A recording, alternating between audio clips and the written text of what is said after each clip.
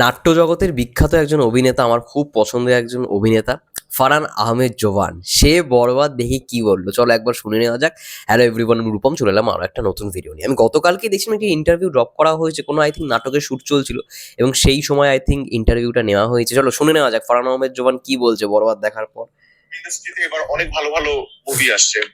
আমি নিজে পার্সোনালি বরবাদ দেখেছি। ফ্যান্টাস্টিক মুভিজ, আই লাভ ইট।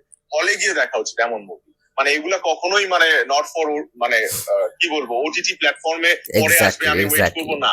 আমি এই দেশের জনগণ হিসেবে হোক বা আমি এই ইন্ডাস্ট্রির একটা আর্টিস্ট হিসেবে হোক, আমি নাটক সরি আমি ফিল্ম দেখবো কি টিকিট কেটে। এটা আমার কাছে মনে হয় আমার দায়বদ্ধতা। সো এবং আমি এটা অ্যাপ্রিসিয়েট করবো। বরবাদে যে ফ্যান্টাস্টিক কাজ করছে এবং আমার কাছে মনে হয়েছে বরবাদে ওখানে সাকিব খান ছাড়া আর কেউ মানে মানে অন্য কেউ দাঁড়ালে ওটা ভালো লাগতো না। Because he is the one যাকে ওখানেই মানে হি ডিজার্ভস টু বি দেয়ার।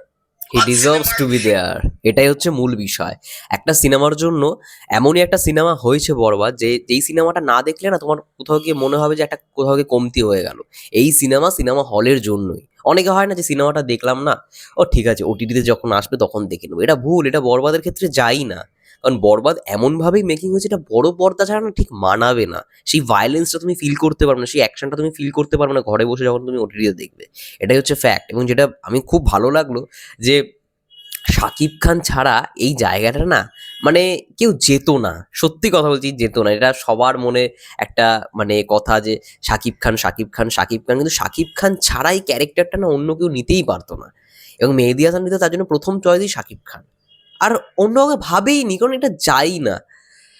তো মেগাস্টারকে এইরকমভাবে প্রেজেন্ট করবার জন্য মেহেদী হাসান হৃদয়কে অবশ্যই বিশেষ ধন্যবাদ। এবং নাট্য জগতের অভিনেতারা, ফারহান আহমেদ জোবান সেও খুব ভালো অ্যাক্টার, সে দেখে বলছে যখন যে এটা না যেত না, ওটা শাকিব খান ছাড়া অন্য কাউকে যেত না। শাকিব খান যে ক্যারেক্টারটা, এটা শাকিব খানের জন্যই কোথাও গিয়ে। এবং আরও একটা ভালো দিক যে ওটিটির কথাটা বললো, মানে ওটিটি এমনই একটা জিনিস হয়ে গেছে এখনকার দিনে। ধরো আমি 2 মাস বা 3 মাস একটু ওয়েট করে গেলাম, বা 1 মাসের মধ্যেই হয়তো একটা কাজ ওটিটিতে চলে আসছে খুবই ফাস্ট।